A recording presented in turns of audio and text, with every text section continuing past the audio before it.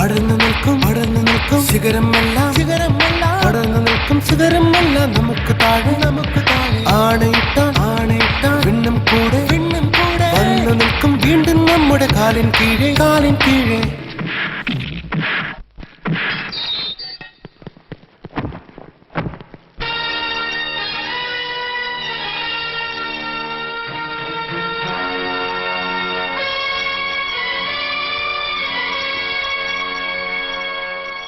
പ്രതിക്കൂട്ടിൽ നിർത്തിയിട്ടുള്ള കാളിക്കും അവന്റെ സുഹൃത്തുക്കൾക്കും കൊല, കൊള്ള, ബലാത്സംഗം എന്ന കുറ്റങ്ങൾ ചാർത്തിയിട്ടുണ്ട്.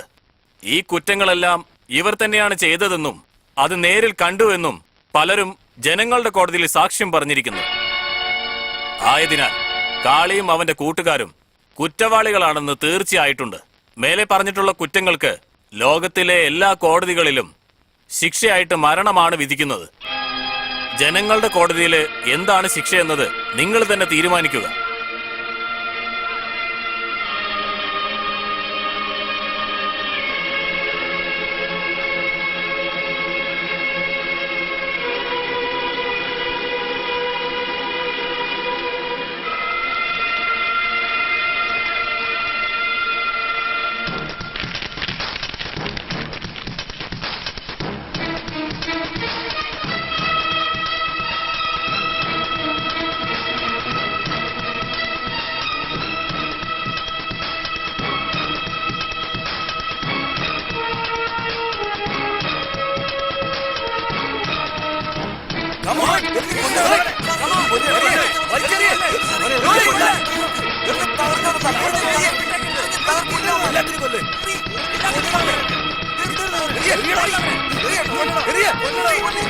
നിർത്തിക്കാൻ കല്ല് താഴെയിടാനല്ലേ പറഞ്ഞേ? പോലീസ് വേണ്ട, കോടതി വേണ്ട എന്നൊക്കെ പറയാൻ നിങ്ങളാരാ? ഞങ്ങൾ പോലീസോ കോടതിയോ വേണ്ടെന്നല്ല പറഞ്ഞത്. ഞങ്ങൾക്ക് അവരെ ആവശ്യമില്ല, അത്രേ ഉള്ളൂ. പോലീസും കോടതിയൊക്കെ ഉണ്ടായിട്ടും വീട്ടിൽ വാച്ച്മാനെ വെക്കുന്നില്ലേ? അതുപോലെ തന്നെ ഇതും. ഗ്രാമത്തിലെ പ്രശ്നങ്ങളൊക്കെ അവർ തന്നെ പറഞ്ഞ് തീർക്കാറില്ലേ? അതുപോലെ ഞങ്ങൾ തന്നെ വിചാരണ ചെയ്ത് ഞങ്ങൾ തന്നെ പറഞ്ഞു തീർത്തോളാം. അല്ലാതെ പോലീസ് കോടതി എന്ന് പറഞ്ഞ് നടക്കണം ഞങ്ങളില്ല, അത്രേ പറഞ്ഞോളൂ. ശരി മോനെ, നിങ്ങൾ തന്നെ എല്ലാം ചെയ്യുന്ന സ്ഥിതിക്ക് നിങ്ങൾ തന്നെ അവരെ ശിക്ഷിച്ചോ. അവരെ കൊന്നു കഴിഞ്ഞാൽ എല്ലാ പ്രശ്നങ്ങളും തീരുവോ? ഇവരല്ലെങ്കിൽ മറ്റാരെങ്കിലും വരില്ലേ? ഇങ്ങനത്തെ പ്രശ്നപരിഹാരം ആരാണോ നിങ്ങൾക്ക് പറഞ്ഞത്? ഏത് കോളേജിൽ പഠിച്ചേ? ഇന്ന് നിങ്ങൾ അവർ തല്ലും, നാളെ അവരുടെ ആൾക്കാർ വന്ന് നിങ്ങളെ കൊല്ലും. ഇതിങ്ങനെ തന്നെയല്ലേ പോവുള്ളൂ. അപ്പൊ ഈ നടക്കുന്നൊക്കെ കണ്ടിട്ട് മിണ്ടായിരിക്കാനാണോ പറയുന്നത്? ഇല്ല, ഞാൻ അങ്ങനെയല്ല ഉദ്ദേശിച്ചത്. നിങ്ങളൊന്ന് ആലോചിച്ച് നോക്കാനാ പറഞ്ഞത്. സമാധാനപരമായ ഈ നാട്ടിൽ പകരത്തിന് പകരം ചോദിക്കാൻ ഇറങ്ങുന്നത് അതിനൊക്കെ കാരണം ഇവിടുത്തെ രാഷ്ട്രീയമാണ്. ആദ്യം ഇവിടുത്തെ രാഷ്ട്രീയം ശരിയാക്കാൻ നോക്ക്, എല്ലാം ശരിയായിക്കോളും. അവസാനമായി പറയുകയാണ്, അക്രമവും ആയുധവും നിലത്ത് വെച്ചിട്ട് നിങ്ങളുടെ ബുദ്ധി ഉപയോഗിച്ച് തീരുമാനം എടുക്കൂ. അതിനുശേഷം ഗുണ്ടായിസം മാത്രമല്ല, ഈ നാട് തന്നെ നന്നായിക്കോളും. അത് നിങ്ങളെ കൊണ്ട് ചെയ്യാൻ സാധിക്കും.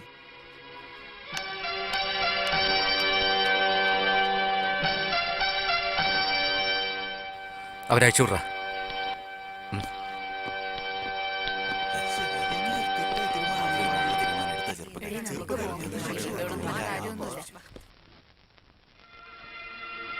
സമാധാനപരമായ ഈ നാട്ടിൽ പകരത്തിന് പകരം ചോദിക്കാൻ ഇറങ്ങുന്നത് അതിനൊക്കെ കാരണം ഇവിടുത്തെ രാഷ്ട്രീയമാണ്.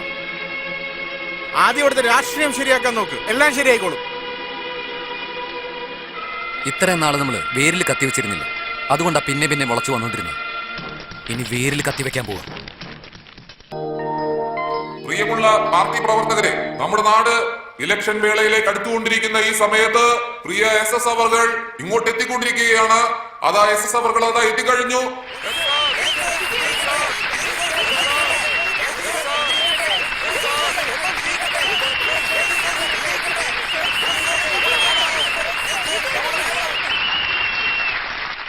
അദ്ദേഹം ഇവിടെ എത്തിക്കഴിഞ്ഞ സ്ഥിതിക്ക് ഞാൻ എന്റെ വാക്കുകൾ നിർത്തുന്നു. അദ്ദേഹത്തെ പ്രസംഗിക്കാനായി ക്ഷണിക്കുകയാണ്. ബഹുമാനപ്പെട്ട എന്റെ പ്രിയപ്പെട്ട നേതാവ്, നമ്മുടെ പാർട്ടിയുടെ മെയിൻ ലീഡറുമായ ചേട്ടൻ കാർത്തികേയൻ അവർകളും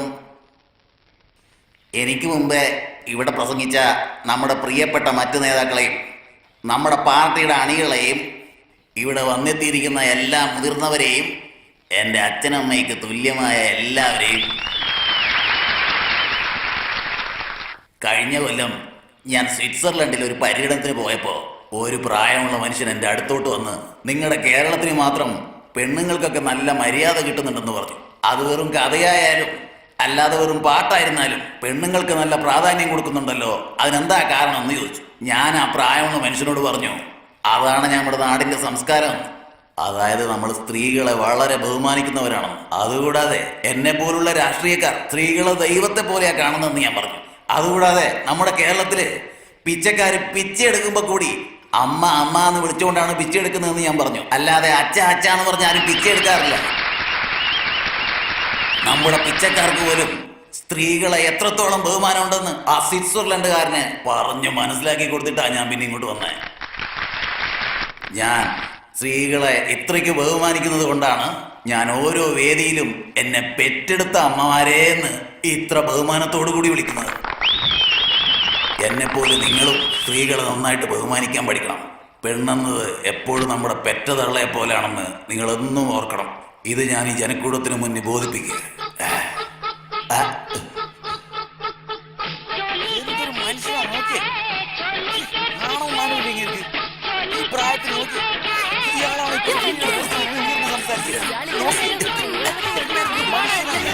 ഇത് ഞാനല്ല, ഇത് ഞാനല്ല.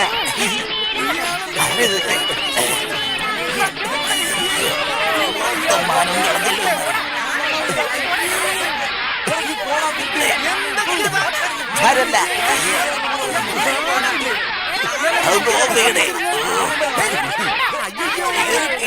മറച്ചുകൊണ്ട് പോകാനും വഴി.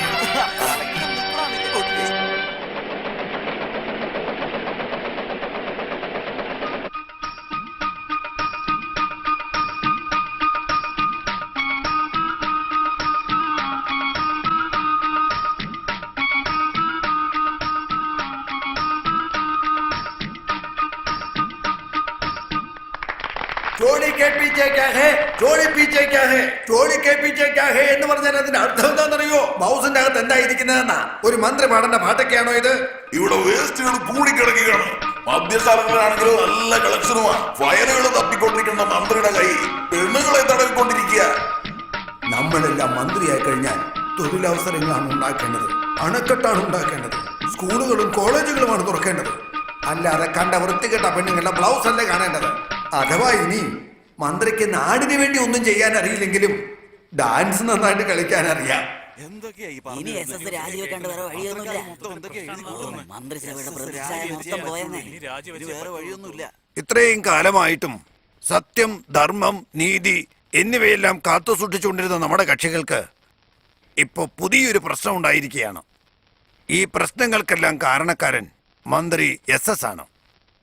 മന്ത്രി SS പല പല സ്ത്രീകളുമായി ഡാൻസ് ചെയ്യുന്നതിന്റെ വീഡിയോ ഇറങ്ങിയിട്ടുണ്ട്. ഇതിനെക്കുറിച്ച് മാധ്യമങ്ങളെല്ലാം വാതോരാതെ എഴുതിക്കൊണ്ടിരിക്കുകയാണ്. ഈ അവസ്ഥയെ മറികടക്കുന്നതിന് വേണ്ടി, നമ്മുടെ മന്ത്രിസഭ നിലനിർത്തുന്നതിന് വേണ്ടി ബഹുമാനപ്പെട്ട മന്ത്രി രാജിവെക്കാതെ വേറെ വഴികളൊന്നുമില്ല. അതെ, SS രാജിവെച്ചേ പറ്റൂ. SS രാജിവെച്ചേ പറ്റൂ. രാജിവെച്ചേ പറ്റൂ, അല്ല ശരിയാവില്ല.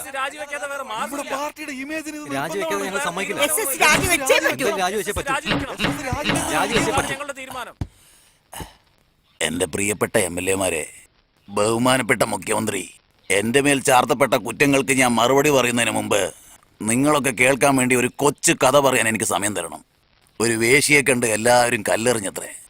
അപ്പോൾ ആ വഴിയെ വന്ന ഒരു പ്രായമായ മനുഷ്യൻ, നിങ്ങളിൽ ആരാ തെറ്റ് ചെയ്യാത്ത, അവര് മാത്രം കല്ലെറിയട്ടെ എന്ന് പറഞ്ഞു. അത് തന്നെയാണ് എനിക്ക് നിങ്ങളോടും പറയാനുള്ളത്. നിങ്ങളിൽ ആരാ കുറ്റം ചെയ്യാത്തത്, അവര് മാത്രം എന്നോട് ചോദ്യം ചോദിച്ചാൽ മതി. അതിന് ഉത്തരം നൽകാൻ ഞാൻ തയ്യാറാ.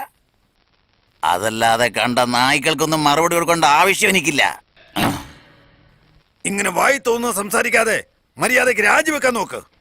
അല്ലെങ്കിൽ പിന്നെ നിങ്ങൾ ഇവിടെ നിറക്കി വിടേണ്ടി വരും. നീ വിചാരിച്ചാ എന്നെ മാത്രമേ ഡിസ്മിസ് ചെയ്യാൻ പറ്റൂ. പക്ഷേ ഞാൻ വിചാരിച്ചാ നിന്റെ മന്ത്രിസഭനെ ഇല്ലാതാക്കാൻ പറ്റും.